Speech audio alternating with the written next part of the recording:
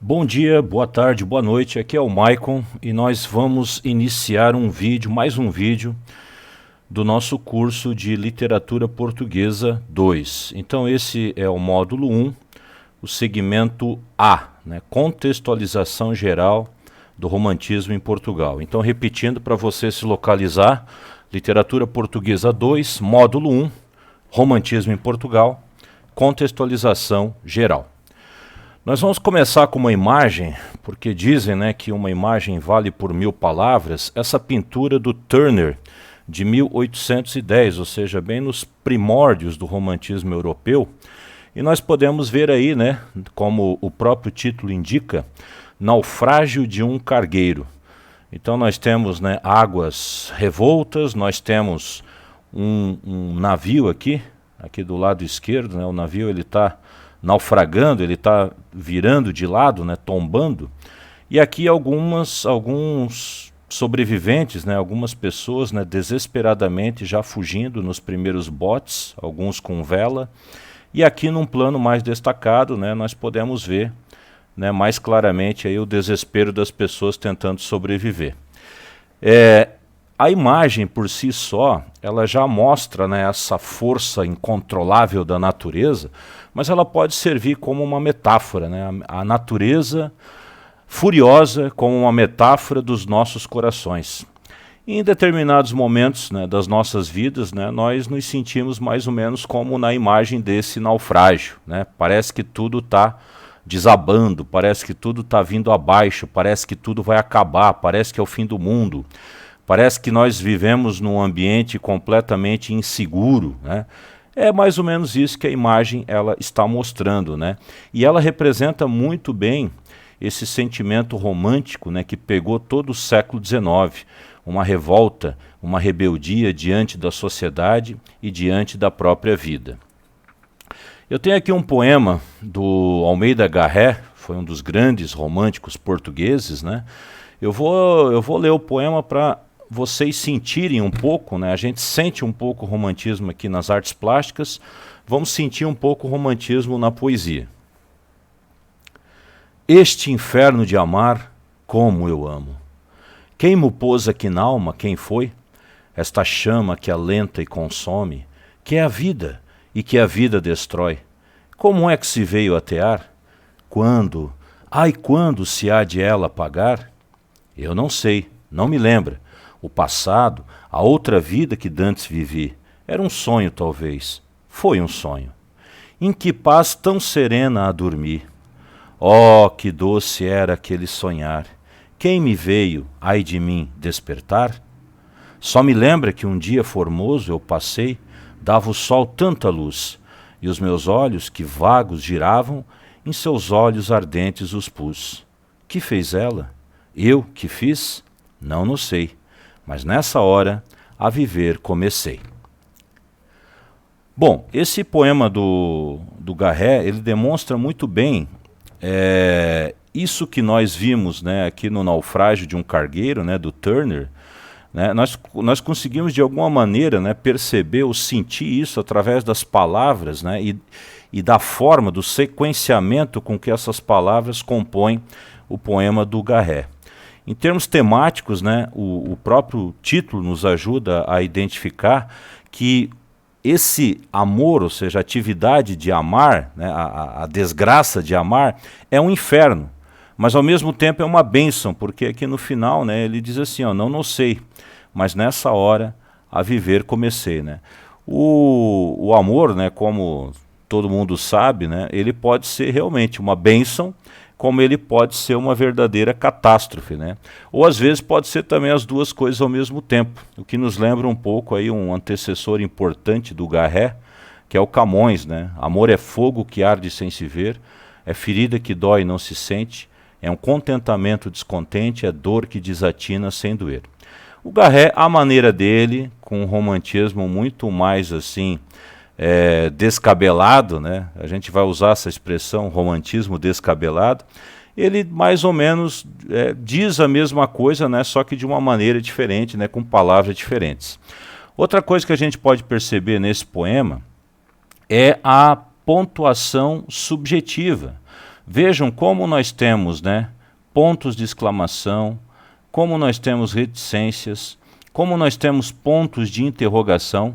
Vejam, através do poema inteiro, né? Quer dizer, não é, a gente não tem aí, a mensagem ela não tem a menor pretensão de ser objetiva, né? Aqui é a subjetividade total, que é uma marca, né, do romantismo, é um extravasamento, né? Você revela os seus sentimentos, né? O eu lírico revela os sentimentos sem o menor constrangimento. Então aqui só para a gente ter uma ideia, né, do romantismo na literatura. Esse tipo de romantismo que nós conseguimos visualizar no texto do Garré certamente é o romantismo mais conhecido, né, pelas pessoas em geral. Quando alguém fala romantismo, as pessoas normalmente elas vão visualizar, elas vão se lembrar desse tipo de poema. Ou seja, versos subjetivos que tratam de amor, né, geralmente é isso, tratam de amor e que extravasam os sentimentos. Nós vamos ver que o romantismo é isso também, claro, mas ele é muito mais do que isso. A gente pode perceber também, o ideal, né, a gente dá uma passeada pelas artes, nós podemos perceber esse arroubo romântico, né, não só na pintura do Turner, não só nos poemas aí dos românticos assim mais declarados, mas também na própria música clássica. Então eu recomendo que vocês ouçam a Quinta Sinfonia de Beethoven, aquela bem famosa que começa com aqueles acordes, né? Tan tan tan tan, tan tan tan tan. Eu estou deixando o link aqui embaixo do vídeo. Vocês podem linkar. É um link de uma visualização, né, do primeiro movimento da sinfonia. É só da abertura mesmo, para vocês sentirem, né, como esse ímpeto romântico ele também contaminou a música do Beethoven e de muitos outros compositores europeus ali desde o princípio do século XIX. Bom, mas o nosso tema mesmo, né, é o romantismo em Portugal.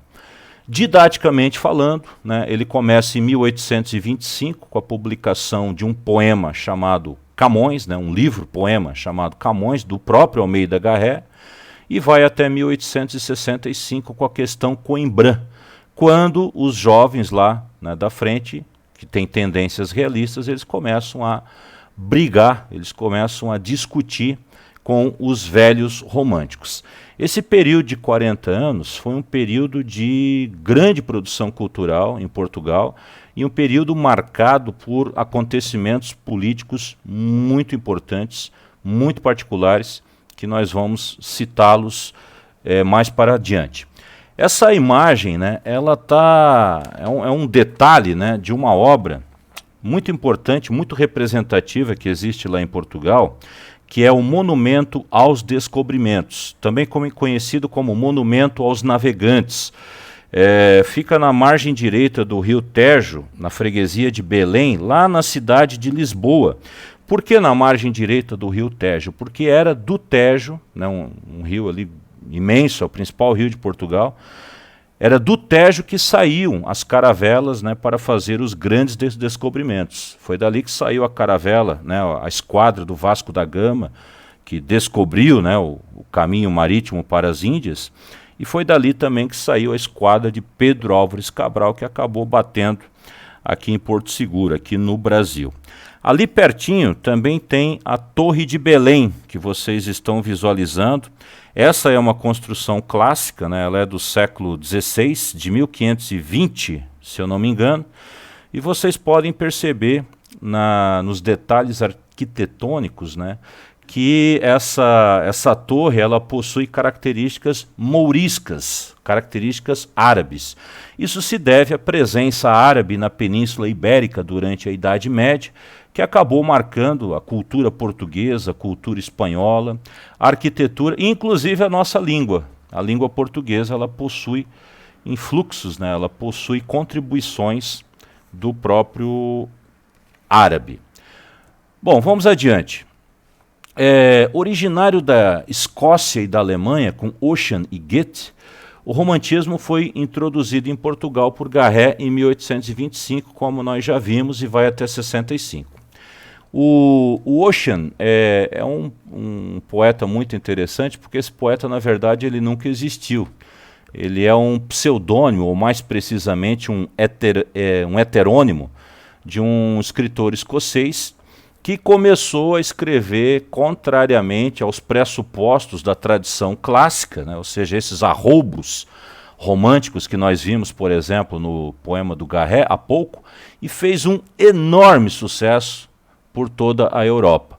E aí, na Alemanha, né, o Goethe, né, o jovem Goethe, já no final do século XVIII, ele publica Os Sofrimentos do Jovem Werther, né, um romance romântico visceral, que acaba causando uma onda de suicídios em algumas cidades da Alemanha, de modo que esse livro ele teve que ser retirado de circulação. Daqui a pouco eu vou falar um pouquinho mais a respeito desse livro.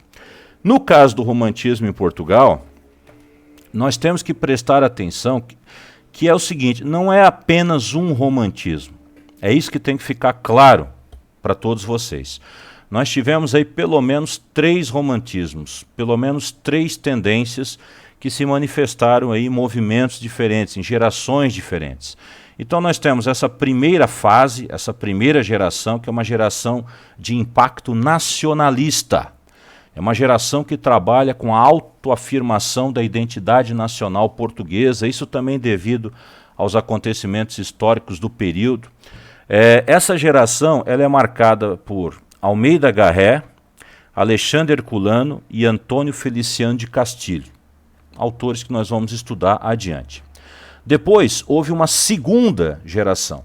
Essa segunda geração ela é aquela geração mais identificada com o romantismo, né, na cabeça das pessoas, que é o ultra-romantismo, aquele romantismo descabelado, agora estou novamente utilizando essa expressão, e é marcada em Portugal por Soares de Passos na poesia e Camilo Castelo Branco no romance. Por fim, uma terceira geração, é uma geração já de transição, ela já está caminhando, né, para uma nova estética, para uma nova tendência que vai ficar conhecida como realismo, naturalismo, e é representada na poesia por João de Deus e no romance por Júlio Diniz, os dois JDs, né? JD João de Deus, JD Júlio Diniz, né? Dessa terceira geração. Então nós vamos estudar cada um desses momentos, cada um desses autores, né? Com calma, com detalhes, mais adiante. Aqui só um esqueminha para a gente ter uma visualização didática, né? A primeira geração romântica, né, mais ou menos aqui de 1825 até 1840, essas datas elas são puramente didáticas, elas são balizas, são pontas de iceberg, que só servem para a nossa localização temporal, tá? Então essa primeira geração, né, começa com o Garré, como nós vimos, né, e os 3 poetas, os 3 escritores que nós vamos estudar, pertencentes a esse momento, é o Garré, o Herculano e o Castilho. Temos a segunda geração, o ultra-romantismo, ó, pega aqui mais ou menos as décadas de 40 até o princípio aqui de 60, né, mais ou menos, Soares de Passos e Camilo Castelo Branco, e por fim, uma geração final romântica em Portugal, essa geração de transição, uma geração que já tem uma tendência um pouquinho mais social, embora na literatura portuguesa isso não seja tão claro quanto acontece na literatura brasileira, e aqui nós vamos estudar os 2 JDs, né, João de Deus e Júlio Diniz. Aqui para visualizarmos um pouco, né, autores do romantismo em Portugal, aqui eu botei um carômetro, né, Almeida Garré, Alexandre Herculano, Antônio Feliciano de Castilho. Esses 3 aqui compõem a primeira geração.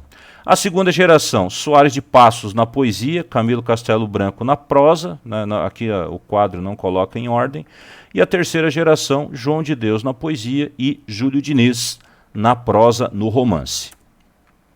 Objetivos do módulo 1. Quer dizer, o módulo 1 ele vai abarcar todo o romantismo português. Então eu enumerei aqui 10 objetivos, né, para nós trabalharmos com mais objetividade, com mais coerência. Número 1. Compreender por que as revoluções burguesas desencadearam o movimento romântico. Essa relação história-literatura, literatura-história é muito importante para que possamos compreender a matéria. Número 2, definir romantismo e reconhecer as principais correntes românticas. De certa maneira já começamos a fazer isso, porque eu disse, né, já disse para vocês, não existe um romantismo, existem vários romantismos, né? Nós conseguimos identificar 3 assim mais claramente. Agora, obviamente, se você começa a estudar um autor em profundidade, você começa a perceber a riqueza, a vastidão e a variedade das obras. Número 3, analisar de que modo se articularam os agentes do discurso no período. Os agentes do discurso são os escritores, nesse caso. Nós vamos ver que vários desses escritores, por exemplo, Garrel, Herculano, eles estiveram envolvidos aí nos movimentos sociais, políticos e históricos de Portugal, às vezes até como soldados, às vezes até lutando. Então existe uma relação muito próxima, né? Eu vou frisar isso, uma relação muito próxima entre literatura e política. E isso se mostra muito claramente nesse período da história do mundo, né? A gente percebe isso em outras literaturas e particularmente em Portugal, que foi um período bastante conturbado do ponto de vista histórico. Número 4. Explicar por que conceitos como idealização, nacionalismo, individualismo, sentimentalismo e fuga da realidade estão na base do projeto literário romântico. Essas palavras eu grifei, essas expressões, elas são fundamentais no estudo do romantismo, mas evidentemente nós temos que chegar ao final do estudo sendo capazes de dar uma definição. Por quê? Quer dizer, o que significa idealização do ponto de vista romântico? O nacionalismo, né? Quer dizer, o que existe de bom, o que existe de ruim no nacionalismo e como ele se articula no projeto literário romântico e assim por diante. Tudo isso nós vamos estudar. Número 5, analisar a relação entre a Revolução Liberal, também conhecida como Revolução do Porto, e a primeira geração romântica portuguesa. Foi o que eu já falei. Alguns dos escritores portugueses, né, o Garrel, o Herculano, eles estiveram diretamente envolvidos, por exemplo, com as revoluções aí, portuguesas. Identificar as características definidoras das obras de Almeida Garré. Aqui nós já estamos entrando no estudo particularizado de um autor. O mesmo acontece no item 7. Justificar a importância do resgate do passado português para o projeto de nacionalidade desenvolvido nos romances históricos de Alexandre Herculano. Novamente, estamos entrando aí na intimidade da obra de um autor. Número 8, reconhecer as características das novelas de Camilo Castelo Branco. O Castelo Branco ele foi muito importante. O Castelo Branco está para o romantismo português da mesma maneira que o José de Alencar está para o romantismo brasileiro, né, ambos romancistas. Vamos estudar a obra do Castelo Branco. 9, explicar como a obra de Júlio Diniz, já no finalzinho do romantismo, antecipa novos rumos para o romance português. E, finalmente, 10, analisar de que modo ecos da produção romântica podem ser reconhecidos em textos literários produzidos em diferentes momentos. E, principalmente, né, como que o romantismo está presente nos dias de hoje. Como que hoje ainda, evidentemente, com diferenças linguísticas, sociais, históricas, comportamentais, né, nós temos é diferente, mas ao mesmo tempo é igual. Como eu costumo dizer nas aulas, o mundo começa a ficar do jeito que ele está hoje com o romantismo. É por isso que existe uma identificação maior, né, quando os estudantes do ensino médio, por exemplo, os estudantes, eles estudam o classicismo, o barroco, o arcadismo, tudo isso é muito legal, tem muita coisa boa, tem muita coisa interessante. Os bons estudantes sempre, eles acabam descobrindo maravilhas, né? Acabam se interessando aí por alguns poemas, alguns autores, mas nada se compara à identificação que surge quando nós começamos a estudar o romantismo. Para mim, é uma opinião pessoal, né? Para mim essa identificação se deve ao fato de que, repito, o mundo se tornou muito parecido com o nosso a partir do romantismo. Nós vamos entender por quê adiante. Cronologia histórica. Eu elenquei aqui alguns acontecimentos importantes e nós vamos discutir um pouquinho cada um desses acontecimentos para nós termos uma visão clara da época, seja em termos europeus, seja em termos portugueses. Vamos falar um pouquinho do Brasil também, é claro, para a gente ter esse parâmetro de comparação. E aí, para cada um desses momentos, eu vou indicar um filme. O filme é entretenimento, né? Mas ao mesmo tempo ele é educação, tá? Vamos lá, então, 1760, início da Revolução Industrial lá na Inglaterra. É fatal, você vai estudar literatura, filosofia, história, claro, que é a mãe das disciplinas, você vai estudar sociologia, tem que passar pela Revolução Industrial, porque com a Revolução Industrial muda tudo. 1768, criação da imprensa régia em Portugal. A imprensa régia, a imprensa do rei, seria como hoje o Diário Oficial, um órgão, um veículo de comunicação entre o palácio e a população. Por que isso é importante? Porque nesse período, final do século XVIII, começo do século XIX, os livros e os jornais começam a circular de maneira mais abrangente. Isso vai ser muito importante porque as coisas vão começar a se modificar com muito mais velocidade do que antes. 1789, a Revolução Francesa, também tão crucial quanto a Revolução Industrial para entendermos o romantismo. 1808, a chegada da família real portuguesa ao Brasil, o que traz grandes mudanças para a nossa própria história. Isso tem a ver com Napoleão, que foi derrotado em 1815 na Batalha de Waterloo. Em 1818, a Mary Shelley, que era uma inglesa bem jovem, né? Ela tinha apenas 19 anos, publica Frankenstein. O Frankenstein é um livro que está dentro do movimento romântico de alguma forma, mas ele é um livro de uma universalidade sem par e é considerado aí como um dos primeiros, se não o primeiro, né, romance de ficção científica aí da Europa. 1820, a Revolução Liberal do Porto. Eu também vou linkar um vídeo a respeito desse tema. Ele é fundamental para o romantismo português e também vai trazer implicações para a história brasileira. 1822, independência política do Brasil. 1825, início do romantismo em Portugal. E 1836, para termos parâmetro, início do romantismo no Brasil. Como eu falei, criação da imprensa régia, a maior circulação de livros e jornais vai fazer com que os eventos históricos eles tenham consequências mais rapidamente. Então, por exemplo, em 1820 temos a Revolução do Porto, já em 25 temos o início do romantismo em Portugal. Em 22 temos a independência política do Brasil, já em 36 temos o início do romantismo no Brasil. Quer dizer, a partir do século XIX, as coisas começam a acontecer numa velocidade muito maior do que acontecia no século XVIII, no século XVII e assim por diante, né? Até chegarmos a esse imediatismo dos dias atuais. Mas a coisa, né, como eu disse, a coisa começou mesmo ali a partir do romantismo. Bom, primeiro item, Revolução Industrial. A Revolução Industrial, na realidade, ela começa 100 anos antes da data que eu coloquei aí.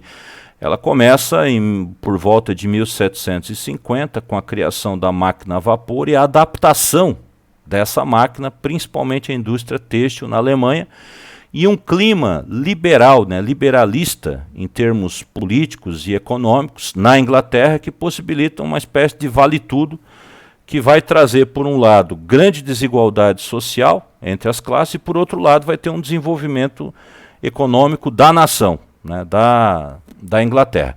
Só que a Revolução Industrial é um processo constante, ela é contínua, ela continua ainda hoje, né, com a introdução aí das novas tecnologias, no nosso caso, das tecnologias digitais. Então, nesse momento, quer dizer, 1860, digamos no meio do romantismo, no meio do século XIX, nós temos aquilo que nos livros de história encontramos como a segunda Revolução Industrial, a segunda fase da Revolução Industrial. Quer dizer, nós temos um aprofundamento da Revolução Industrial. Basicamente, para nós entendermos assim essa mudança de uma maneira mais ampla, né, o que nós temos que entender é o seguinte, o que aconteceu entre essa primeira imagem aqui, ao lado esquerdo, e essa segunda imagem aqui, ao lado direito. Havia já a manufatura, quer dizer, as pessoas não estavam vivendo só de pecuária, só de agricultura, já havia um princípio de indústria há algum tempo. Só que essa indústria, ela era indústria manufatureira, era uma produção doméstica. Havia ferramentas, mas as ferramentas eram muito primitivas, eram ferramentas que apenas auxiliavam os nossos braços e as nossas mãos. Então aqui nessa imagem do lado direito, a gente está vendo aí uma família desfiando algodão. Nós vemos o pai, nós vemos a mãe, nós vemos as filhas, e eles estão trabalhando de maneira, né, muito doméstica, como diz a própria imagem, né, e muito rústica. Né? Então aqui, ó, certamente aqui, ó, é o pai, a mãe, né, as filhas, né? Essas pessoas, elas são donas das ferramentas, eles são trabalhadores, ao mesmo tempo são investidores. Eles compram esse algodão, eles vendem depois os fios, ou quem sabe mais tarde vão vender os tecidos. Né? Então isso aqui digamos assim, é um empreendimento familiar. Quando vem as máquinas, aqui nós já estamos vendo um parque, praticamente um parque industrial, né? Um processo de produção muito mais complexo, baseado no maquinário, né? Essas bobinas, essas máquinas. Vejam essas pessoas, quer dizer, não é mais um ambiente familiar. Essas pessoas aqui não são mais donas da matéria-prima, não são mais donas das ferramentas. A única coisa que essas pessoas conseguem vender é a sua força de trabalho. Então nós passamos da manufatura, né, para a maquinofatura.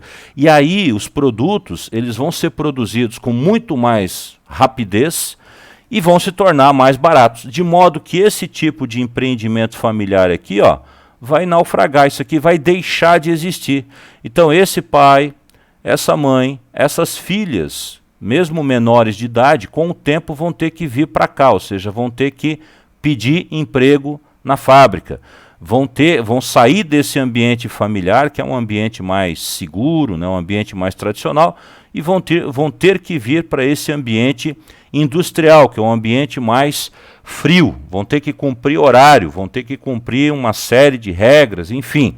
E isso aqui vai trazer, principalmente num primeiro momento, né, nesse século XIX, vai trazer uma grande desigualdade social entre os donos dos meios de produção, os donos das máquinas, os donos das matérias-primas, que são identificados como burguesia, nesse momento, e os proletariados, ou seja, os assalariados, os funcionários, as pessoas que estão aqui vendendo a sua força de trabalho. Então vai ter esse conflito, né, que vai se aprofundar cada vez mais entre a burguesia e o proletariado. Quando eu falo em burguesia e proletariado, eu estou utilizando uma nomenclatura marxista, uma nomenclatura que ficou consagrada, né, por causa da obra do Karl Marx. Nós não somos historiadores, nós somos estudantes de literatura, então por isso nós temos que ter uma visão histórica, mas o nosso objetivo final é compreender a literatura. Eu estou indicando alguns filmes, como eu falei antes, para cada um desses itens históricos. Para a Revolução Industrial, eu estou indicando o Oliver Twist, do Roman Polanski, um filme relativamente recente, né, de 2005, que é uma adaptação do livro homônimo do Charles Dickens, né, um escritor da era vitoriana, que viveu naquele período, que viveu no século XIX, e ele é chamado, né, o Dickens muitas vezes é chamado como o romancista da Revolução Industrial.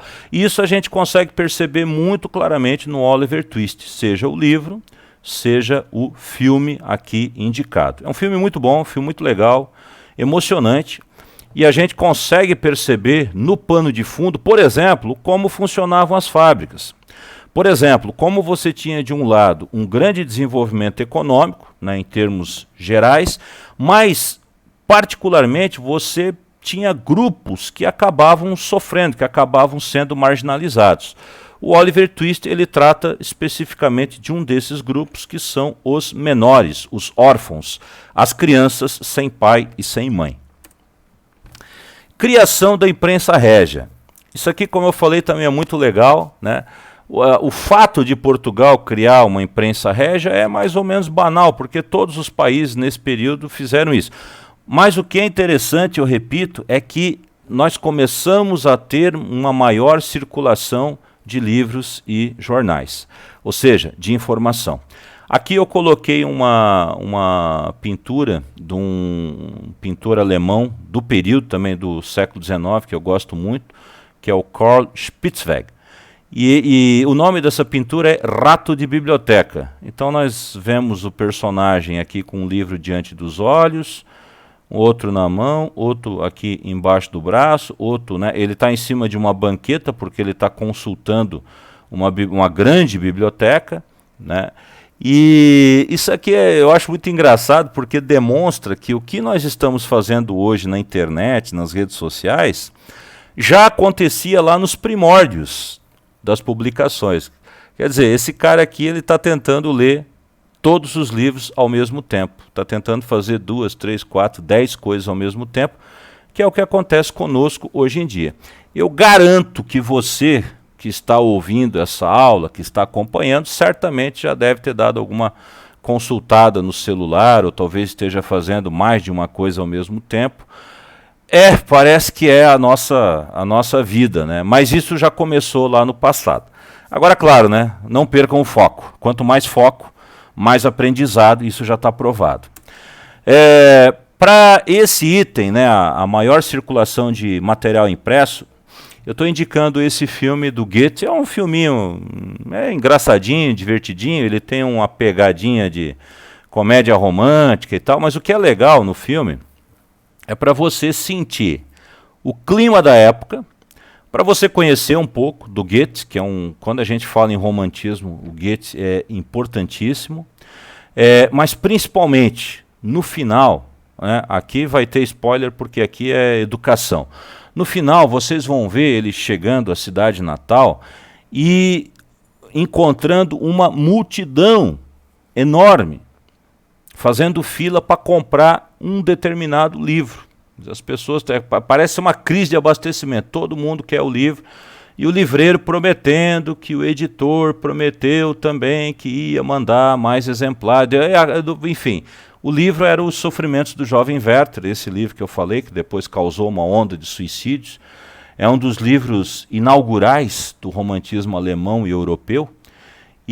Mas o que mostra mesmo é isso, quer dizer, começa a existir um grupo chamado escritores que começam nesse momento a ganhar a vida com a literatura, ganhar a vida, ganhar dinheiro escrevendo, publicando e vendendo. Isso não acontecia antes. No tempo do classicismo, né, no tempo da nobreza, quando a nobreza dava as cartas, né, poucas pessoas eram alfabetizadas. Poucas pessoas, quer dizer, o público leitor era muito pequeno. Com o romantismo e a ascensão da burguesia, nós vamos ter um público leitor muito maior. Uma curiosidade, esse ator aqui é o Alexander Felling.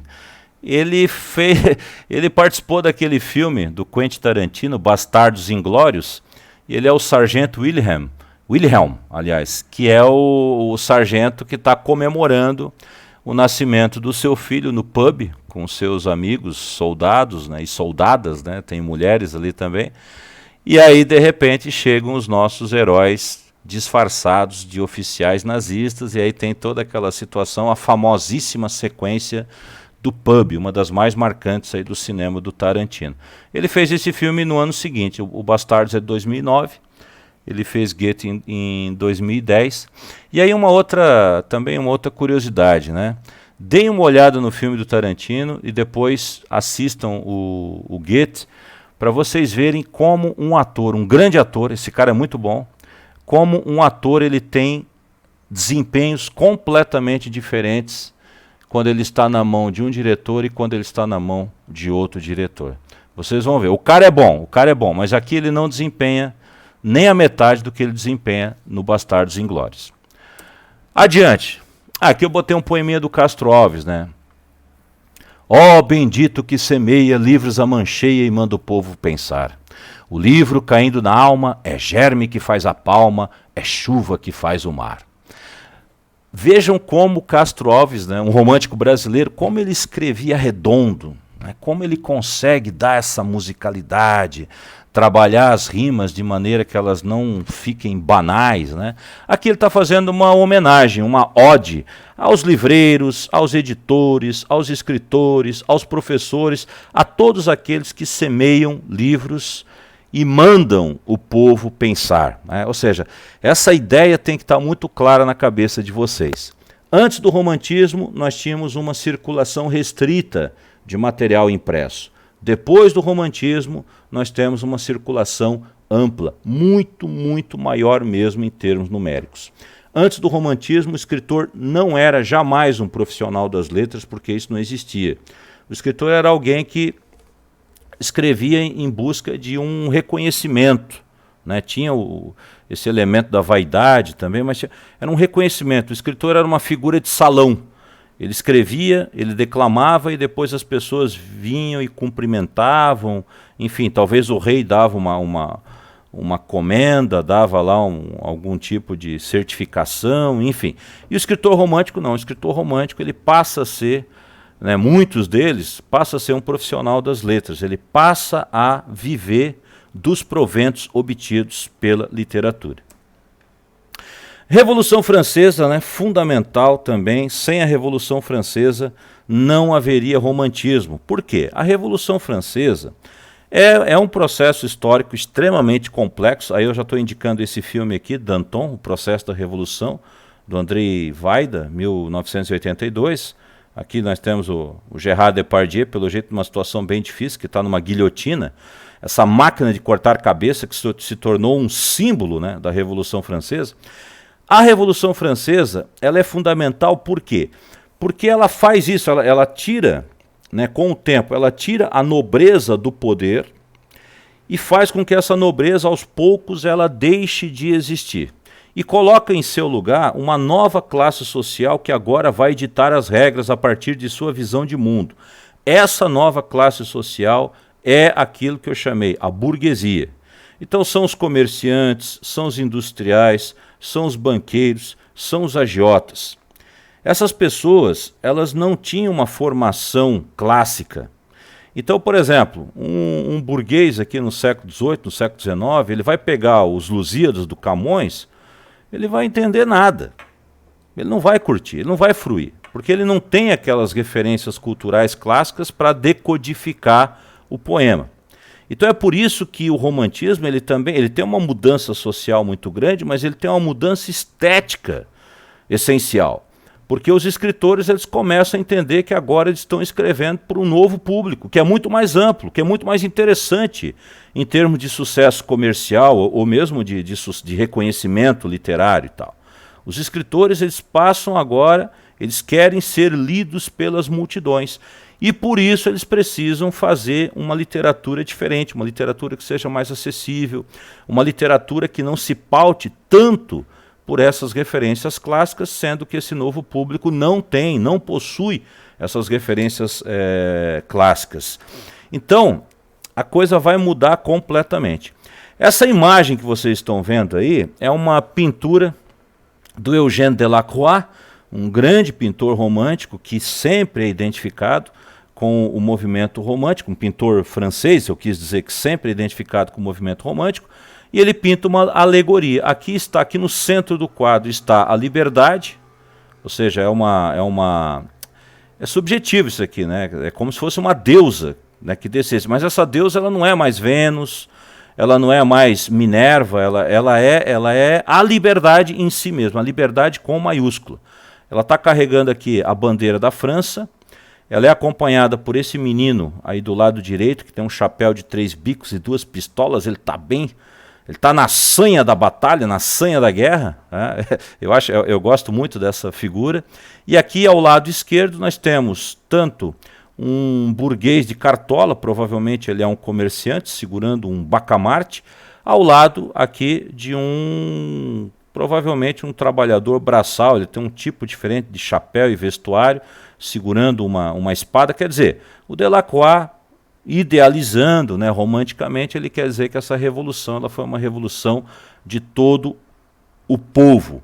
Mas o que nós precisamos saber de essencial é que a partir da Revolução Francesa, a burguesia, que já tinha o poder econômico por causa da Revolução Industrial, passa a ter também um protagonismo político cada vez maior. E a nobreza, a aristocracia, ela vai para o segundo plano e depois ela vai decaindo, decaindo, decaindo, até praticamente deixar de existir. Ou então ser encarada de uma maneira pejorativa. Esse pessoal aí que compra título, né, o conde, o visconde, o barão, não sei das coisas, é motivo de piada, né? Apenas em alguns países, por exemplo, a Inglaterra, né, que mantém a sua família real, lá tem o Palácio de Buckingham. Aquilo ali é mais para alimentar os tabloides. Esse pessoal, na verdade, não manda mais, manda em termos simbólicos, né? Porque hoje nós temos aí, pelo menos deveria ser, né, teoricamente, nós temos os estados laicos, né, os estados que eles estão, digamos assim, separados da religião e separados também da aristocracia, separados dessas famílias dinásticas. Então o Estado, né, teoricamente, ele vai ser regido pelo povo, né, através do voto direto e assim por diante. É o que acontece na França, por exemplo, hoje em dia. Quando começou isso? Com a Revolução Francesa, tá? Isso é muito importante. Então aqui novamente, né, o filme que eu estou indicando, Danton, é um filme mais antigo, mas ele é um filme muito bom, ele tem um potencial didático muito legal. É um filme um pouquinho lento, você tem que acompanhar assim com um pouquinho de paciência, mas você vai conseguir compreender o que aconteceu depois, né, de 1789. Então a gente teve essa revolução gloriosa, a gente teve esse povo seguindo a liberdade conforme a imagem do Delacroix, mas também nós tivemos aí, né, uma série de cabeças cortadas, né, essas mudanças em nome da liberdade, elas aconteceram com grande autoritarismo.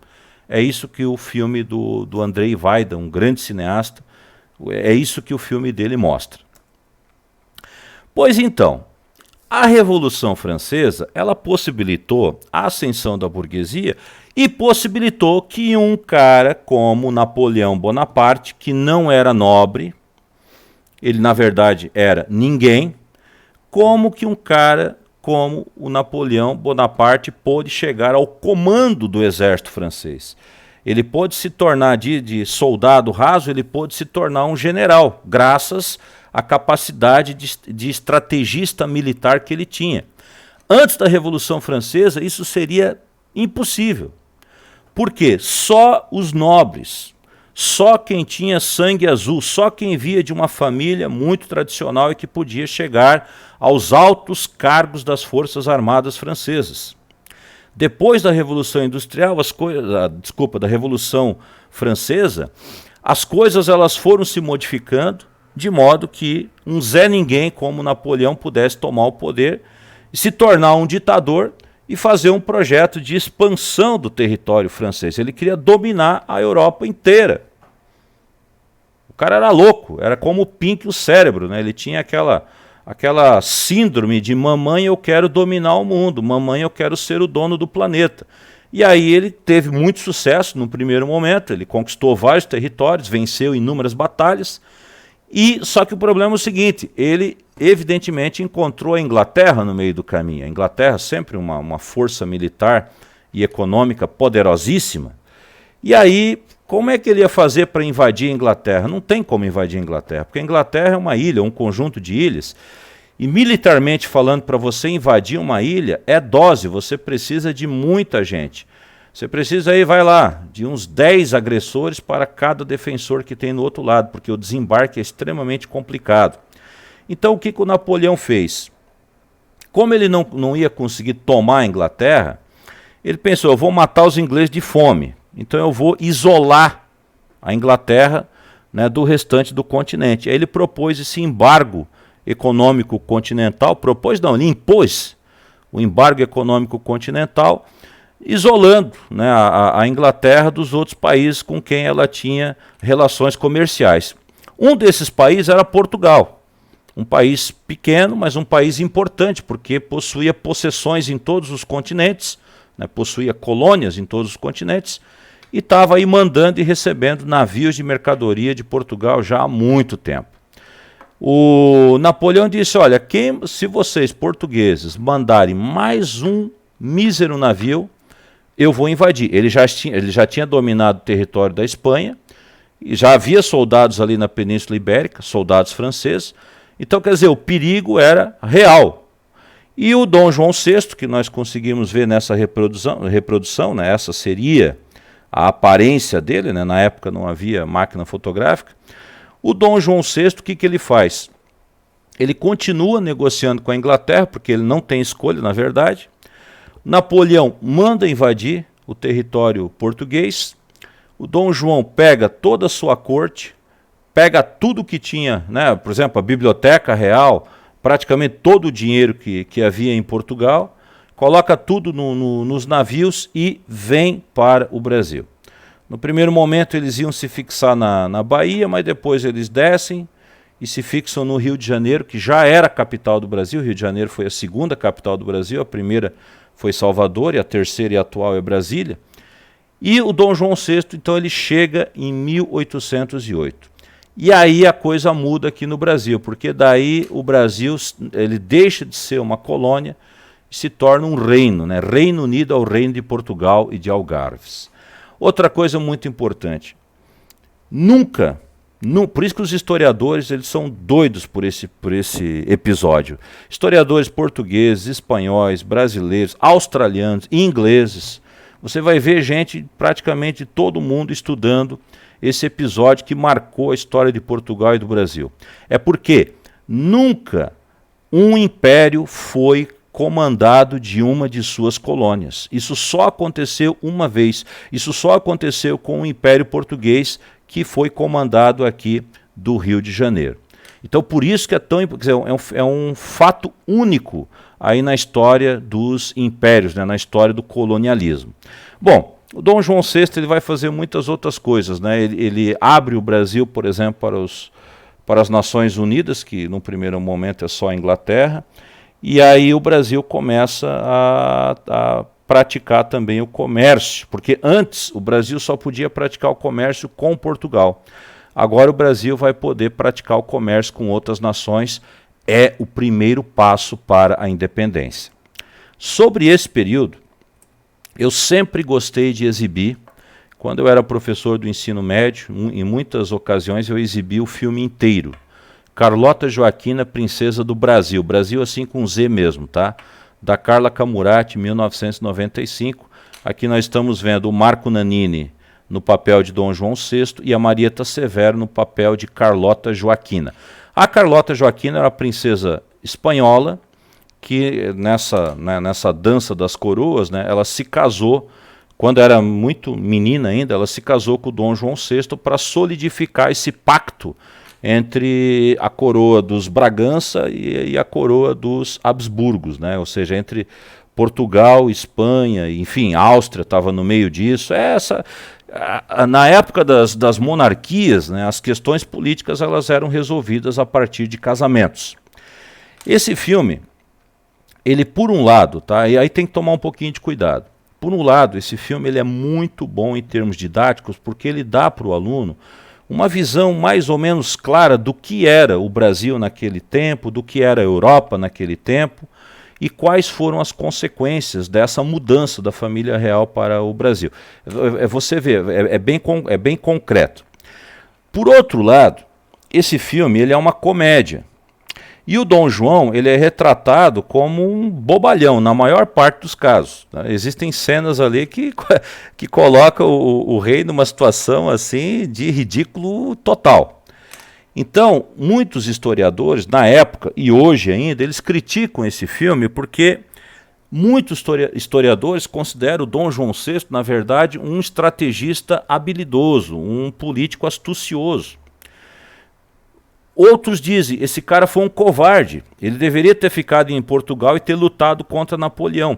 Mas a verdade, segundo os historiadores a favor dele, a verdade é que não havia condições naquele momento de vencer o exército napoleônico. Né? Pelo menos era isso que o Dom João pensava. Então ele pegou a corte, ele saiu de Portugal, Ou seja, ele tornou Portugal uma conquista inútil para Napoleão e ele continuou no poder, ele continuou governando o Império Português com possessões na África, com possessões na Ásia, né, Macau, ou seja, com Índia, com uma grande rota comercial, ele continuou comandando isso a partir do Brasil. Então assim, ó, tem que tomar cuidado, porque como acontece nos filmes em geral e nas comédias em particular, as personagens históricas elas se transformam em caricaturas. E certamente, né, no cinema brasileiro não houve uma caricatura maior do que o Dom João VI retratado nesse filme da Carla Camurati. Uma última curiosidade a respeito. Esse filme ele é considerado também como um renascimento do cinema brasileiro. Quando o Fernando Collor de Mello tomou a presidência, né, ele foi eleito presidente do Brasil, ele extinguiu a Embrafilme, Empresa Brasileira de Filme, que era uma estatal que se encarregava da produção, né, dos filmes nacionais.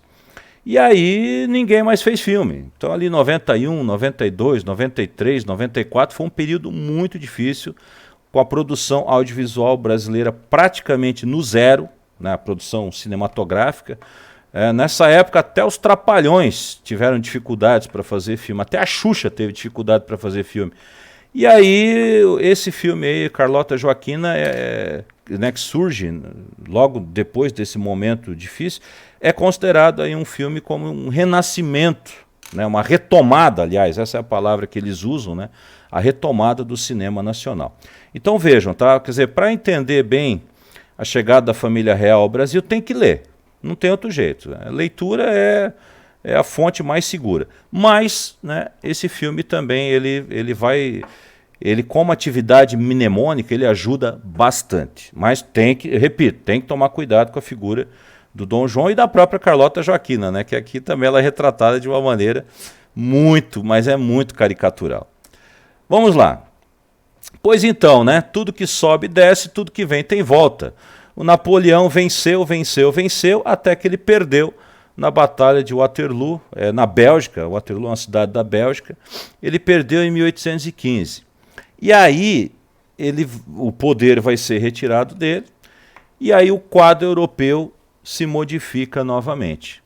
Então Portugal, por exemplo, né, aconteceu tudo que aconteceu por causa de Napoleão, e agora que Napoleão está fora do poder, a família real portuguesa, né, pode voltar para Portugal. O fato é que Dom João não queria voltar para Portugal, ele queria continuar governando daqui. Já vou falar a respeito disso. Entender Napoleão, a história dele, a trajetória dele, é também entender o romantismo. É também entender um momento muito importante da história da humanidade. Essa minissérie que eu estou indicando para vocês, de 2002, é um dos materiais mais completos que eu encontrei, né, a respeito da vida do Napoleão. Assim, a cinebiografia do Napoleão é o que não falta. Filmes sobre Napoleão nós temos desde a época do cinema mudo. Só que essa minissérie que eu estou indicando, né, tem a Isabella Rossellini no elenco, né, como a amada do Napoleão e tal, é muito boa, porque ela vai nos detalhes mesmo. Aí você consegue compreender, né, como é que esse homem tomou o poder, o que ele fez com a Europa, o que ele fez com a América, visto que as suas atitudes lá, as suas ações lá tiveram repercussão aqui, e como também ele perdeu o poder. Só que, claro, né, o mundo não foi mais o mesmo depois de Napoleão, então é uma figura realmente muito importante. Aqui uma curiosidade literária, que nós não devemos perder a literatura de vista, né? Mary Shelley, em 1818, publica Frankenstein. Essa história da publicação do Frankenstein é muito interessante, porque a Mary Shelley, ela era casada com um poeta também importante, né, em inglês, o Percy Shelley. Eles estavam numa espécie de uma quinta com várias outras pessoas, né, tipo umas férias lá, sei lá, tipo um spa, vai lá. E estava lá o Lord Byron, também um grande nome do romantismo inglês, e estava lá um tal de John Polidori, né, também escritor, todos amigos. Aí houve um alagamento, eles ficaram isolados, eles não podiam sair da região em que eles estavam, E aí nessa, é tipo uma quinta, assim, é uma fazendinha. Mas normalmente quando essa história é contada, o pessoal gosta de botar um castelo, assim, tipo como se fosse um castelo mal assombrado. Então vamos imaginar um castelo, que é mais legal. Então estão lá os amigos no castelo, isolados. Qualquer semelhança com a nossa realidade, né? Parece que não é mera coincidência. Estão isolados e não pode sair, aquela coisa toda. O que nós vamos fazer para matar o tempo? Ah, vamos dançar, vamos tocar piano, eles já tinham feito, vamos beber, já tinham feito isso, vamos comer. Já... Eles montam uma espécie de um concurso de contos. Cada um vai para um cômodo do castelo, cada um vai escrever um conto, mas tinha que ser um conto de medo, um conto de terror. E aí, né, enfim, e a Mary Shelley, ela participa dessa brincadeira. Então, ela vai para um cômodo, escreve um conto que mais tarde ela vai ampliar e vai se transformar nesse livro, o Frankenstein. O Percy Shelley escreve lá um conto que não deu muito certo, depois ele vai usar na obra dele, mais para frente, mas também não teve a menor repercussão. O Lord Byron se entedia, parece que ele desiste de escrever, e o John Polidori escreve um conto chamado O Vampiro. Já havia histórias de vampiros antes, só que os vampiros eram criaturas asquerosas, tipo lobisomem, tipo monstro. E o Polidori é o primeiro cara que escreve uma história de vampiro como nós conhecemos hoje. Vampiro, um sujeito elegante, tipo o Conde Drácula.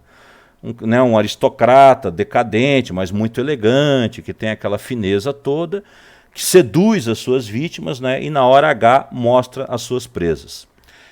Isso vai ter uma influência fundamental sobre o autor do Conde Drácula, né, o Stoker, né, o Bram Stoker, que vai publicar o Conde Drácula no finalzinho do século XIX. Então dessa brincadeira que eles fazem nesse castelo, no começo do século XIX, sai muita coisa legal. Sai o Frankenstein e sai, de certa maneira, sai a semente do Conde Drácula. Essa narrativa gótica, essa narrativa tétrica, o thriller de terror, ele é muito relacionado ao século XIX, portanto, ao romantismo. Então, quando você for estudar, for lecionar literatura para os seus alunos lá do ensino médio, você pode trabalhar com a narrativa de terror, que de certa maneira você está trabalhando com o romantismo. Inclusive se você trabalhar com uma narrativa atual, sei lá, você pega aí um Stephen King, por exemplo. Né? Ali tem muito romantismo. Claro que filtrado, né, com as diferenças sociais, históricas, etc., tudo que a gente falou. O caso brasileiro, no Brasil nós temos um caso muito interessante, que é o Álvares de Azevedo, que escreveu, isso foi publicado póstumamente, né, um livro de contos chamado Noite na Taverna, que está bem dentro desse clima do Frankenstein, do vampiro, do John Polidori, ou seja, dessas narrativas góticas que marcaram também o século XIX, portanto, como uma emanação do romantismo, mais precisamente, né, do ultra-romantismo. Adiante. Aqui eu estou indicando o filme, né? Coisa que também não falta é filme sobre, né, o Frankenstein, né, adaptações. Eu estou indicando esse aqui de 1994 com o Kenneth Branagh, que é um ator, esse cara aqui, é um ator inglês, também diretor, né? E aí uma confusãozinha, né? Eu quando era criança eu pensava que Frankenstein era esse monstro aqui, era o bicho, né? Eu pensava que Frankenstein era a criatura, mas na verdade, né? Eu acho que todo mundo sabe, né? O Frankenstein é o Dr. Frankenstein, é o cara que cria esse monstro, né, o monstro de Frankenstein. Voltando para Portugal, né, a Revolução do Porto. Aqui nós temos um vídeo, eu não vou exibir o vídeo aqui, eu estou deixando o link do vídeo embaixo, né, logo aqui embaixo. Assista, é um vídeo de 20 minutos, né, que vai dar uma clareza muito boa a respeito do que estava acontecendo no Brasil e em Portugal nesse momento. Então eu resumo rapidamente. Como eu falei, né, o Dom João VI estava aqui por causa do Napoleão caiu. Aí os portugueses eles começam um movimento para levar o Dom João VI de volta para Portugal. O Dom João VI hesita, ele sabe que se ele sair do Brasil, ele vai perder o Brasil, porque aqui o movimento da independência estava bem forte. Os brasileiros não queriam mais voltar a ser colônia. Os brasileiros eles queriam continuar sendo reino. Os brasileiros queriam continuar sendo, de certa maneira, né, independentes. Se o rei estava aqui, eles queriam continuar fazendo comércio com outras nações. Enfim, tinha uma série de vantagens, né, que a vinda do Dom João VI não trouxe para o Brasil. E esse pessoal não queria abrir mão dessas vantagens, né? E o Dom João VI, ao mesmo tempo, também queria ficar aqui. Enfim, lá em Portugal eles fazem essa tal dessa revolução que basicamente quer que as tropas inglesas saiam de Portugal, estavam lá para proteger, né, Portugal dos franceses, e que a família real volte para Portugal, ou seja, que Portugal volte a ser a capital do Império Português e não mais o Rio de Janeiro. O Dom João hesita, mas acaba voltando, e quando ele chega, e é interessante, essa Revolução do Porto, ao mesmo tempo que quer a volta do rei, não quer mais uma monarquia absolutista, uma monarquia em que o rei manda com a própria voz, né? Não, eles querem agora uma monarquia constitucional.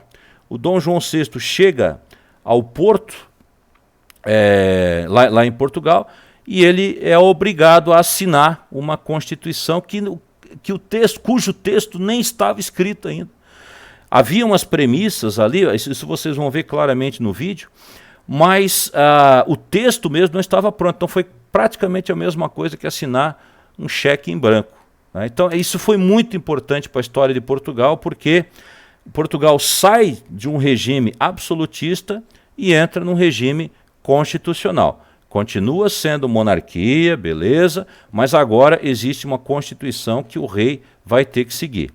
Depois o que vai acontecer? Dom João morre, inclusive há a suspeita de que ele foi envenenado, e a Carlota Joaquina, essa era uma absolutista convicta, né? Ela tinha uma fome de poder que era um negócio absurdo, ao que parece.